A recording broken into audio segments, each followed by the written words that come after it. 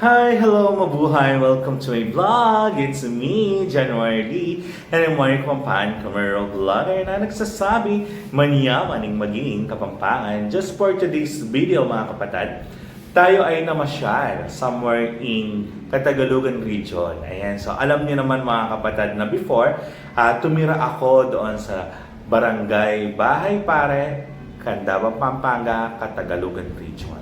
Ayan. So, usually, every year, ayan, so, sumasapit ang September, yan ang banal na kapistahan ng Nuestra Señora de la Merced. Ayan, so, usually, yan din is, nagkakaroon sila ng Grand Marian Exhibit. Ayan, mga kapatid. So, syempre, kaka motor-motor, ganyan, pinuntahan natin yung ating kaibigan na nawala na.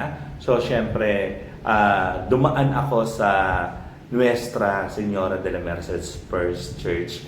And nakita ko na meron silang Grand Marian Exhibit. So, napakaaga. I think parang 7:30 or mag-8 na yon in the morning. Kakatapos lang ata ng misa. Actually, kanina lang. It's September 14. Yes, September 14, Sunday. 8 o'clock in the morning. So, nandun ako.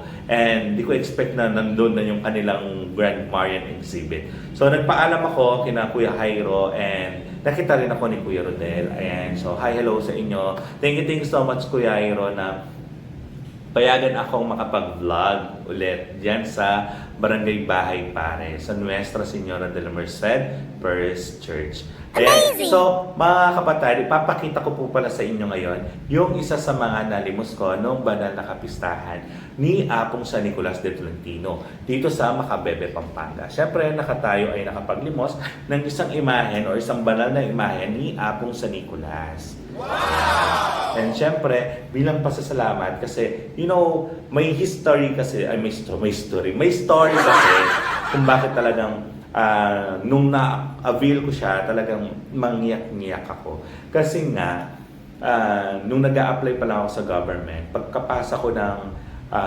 PDS ko, Personal Data Sheet, sa hospital ng Domingo B. Flores, pumunta ako sa simbahan ni Apong Kulas para sabihin na, Apong Kulas, dito na ako maninirahan, no? Tanggapin mo ako. Dito na ako magtatrabaho. Sabi ko, naway hayaan mo ako, tanggapin mo ako ng buong puso na maging part ng Macabebe. And yes, ayun, naging part nga ako ng Macabebe at ako ay ngayon nagtatrabaho sa Domingo B. Flores District Hospital under the Provincial Government of Pampanga. Ayan. And then, ayun nga, so back to Nuestra Señora de la Merced. Nagpunta ako doon sa simbahan, sa ilalim nila, nandoon yung kanilang Grand Marian Exhibit.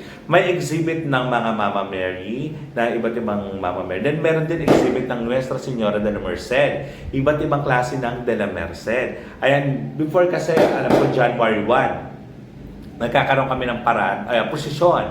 Ayan, kasi di ba meron kaming Nuestra Señora de la Merced de Muntinlupa, yung hawak namin before. Then, may posisyon kami every January 1. Ayan.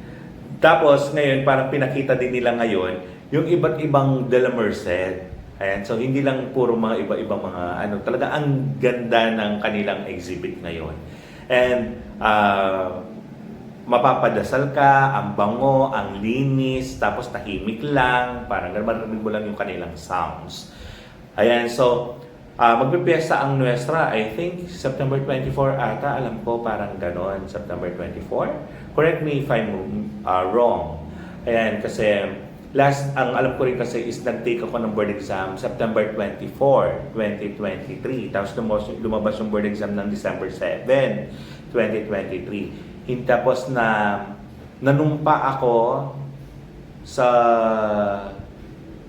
nakareceive ako ng text or message na ako ay natanggap sa government September 24, 2024. O, di ba? Tapos, September 25, yun yung panunumpa. Then October 1, yun yung nag-start na ako. Anyway, syempre, isa sa mga pinagdasal ko rin yan, lumapit din ako kay Apong de la Merced. Always naman, kay Apong de la Merced talagang. Lahat ng mga hiniling ko, binigay ni Apong de la Merced. So mga kapatid, samahan nyo ko hanggang dulo at panoorin po ninyo itong part 1, part 2 hanggang part 3 sa sobrang dami ng mga nakilahok sa Grand Marian Exhibit ng Nuestra Señora de la Merced Parish Church. Ayan, so maraming salamat ulit kay Kuya Jairo and kay Kuya Rodel. Dakal pong salamat at sa buong ng Nuestra Señora de la Merced Parish Church. A few moments later.